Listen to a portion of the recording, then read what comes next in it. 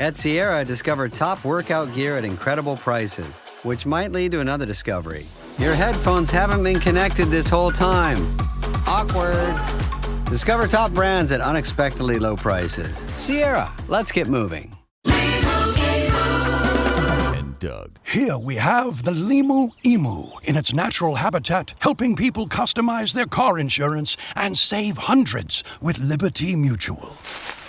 Fascinating. It's accompanied by his natural ally, Doug. Limu? Is that guy with the binoculars watching us? Cut the camera. They see us. Only pay for what you need at libertymutual.com. Liberty, liberty, liberty, liberty. Savings vary. Underwritten by Liberty Mutual Insurance Company and affiliates. Excludes Massachusetts. Exploring both interstellar and interpersonal space-time continuums. The Last Show with David Cooper.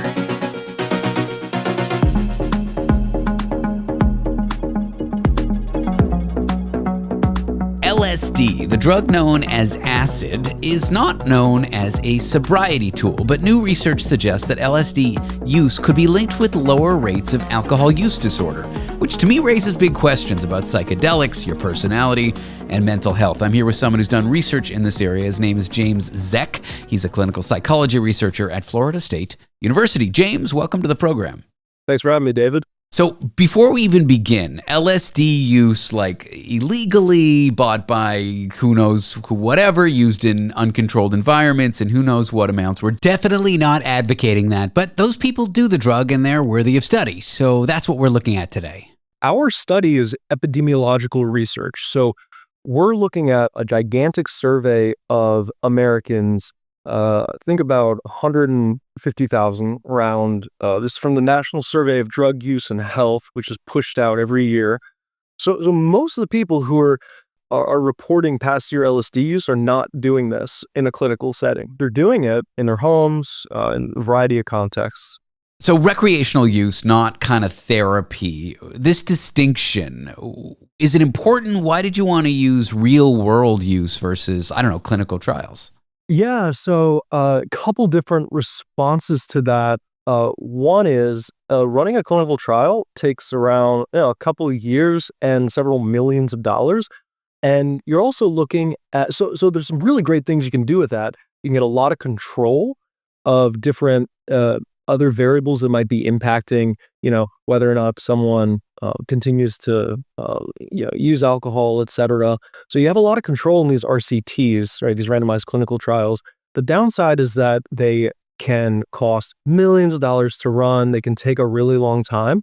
So it's good to also, look at epidemiological research. This would be these research that's involving these big surveys taken basically one time. They can be, I think, a complement to the more high control clinical trial research.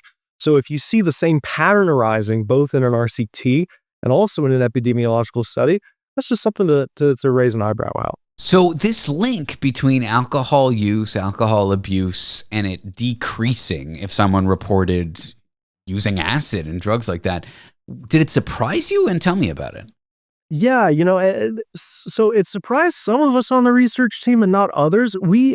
I was working on the study with some other early career researchers, and we're all sort of in the psychedelic science space, but I'm also just interested in substance use disorders more broadly. Normally, though, like substance use is positively associated with substance use, right? If you're using one substance, you're going to use more of another. We even saw that in another study that we did on cannabis use and psychedelic use, where we found that these two substances were positively associated. So for me personally, it was really surprising to find that past year LSD use was negatively associated with alcohol use. I did not expect that. What was the nature of the link? And now we're not recommending anybody do anything illegal, but suppose I had an alcohol abuse disorder and I'd taken LSD in the last year. What would be the likeliness that it would help me or decrease that? Right. Yeah, so I think it's good to caveat that.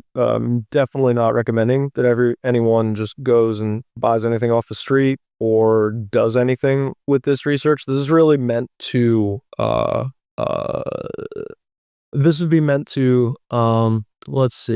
just inform the field of people who are actually working on this, like researchers, to kind of add to the whole compendium of knowledge we have on the relationship between LSD use or psychedelics more broadly and alcohol use disorder.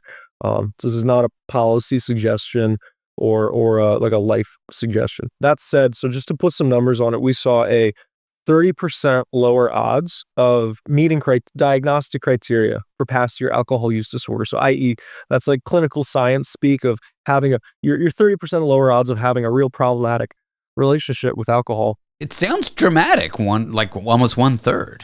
Yeah. That's if you also endorsed using LSD in the past year, and we found that was specific to LSD. So we didn't see that same association arise with ketamine, past year ketamine use, past year MDMA use, and things like that. Now, what could be the mechanism, or what are some of the explanations that get risen? People mention personality changes when they take substances like that. Right. Could it be something like that?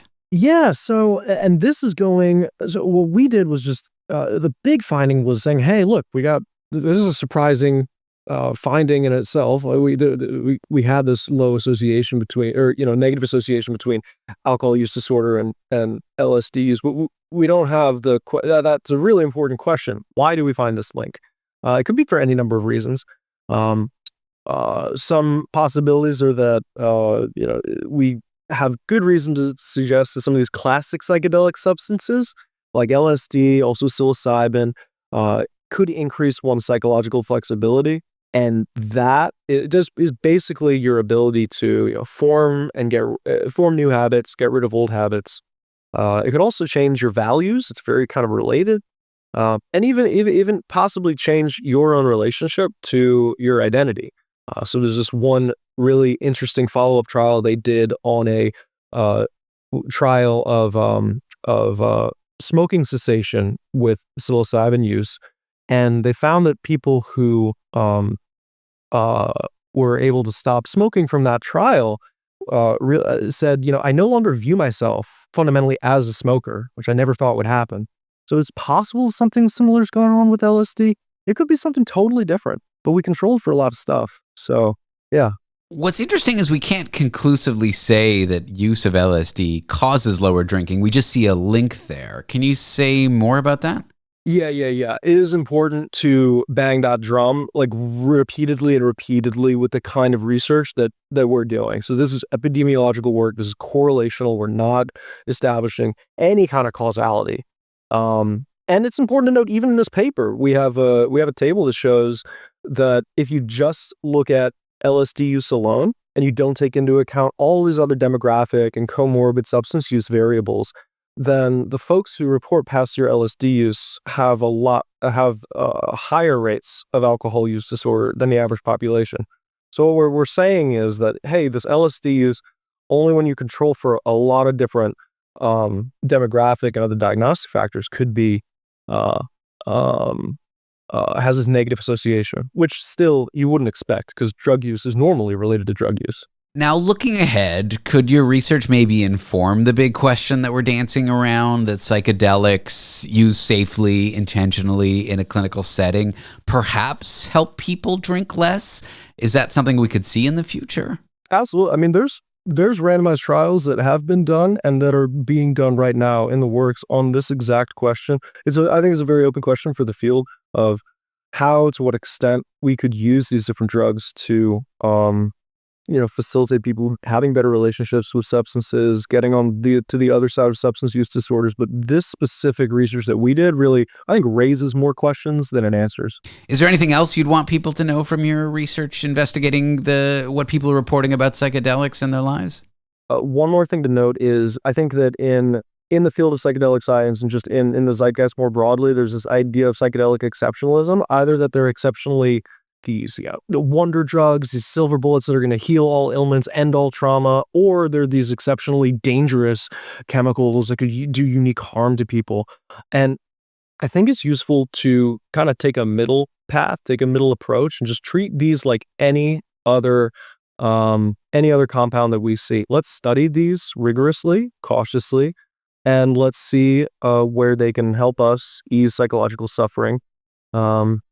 yeah, let's just be curious about them. Be curious, and maybe someday just see them like a medicine, like any other medicine we might go to the pharmacy to get a prescription for. If they're effective, we'll see. James, thanks for joining me today. I appreciate your time. Thanks, David. James Zech is a clinical psychology researcher at Florida State University.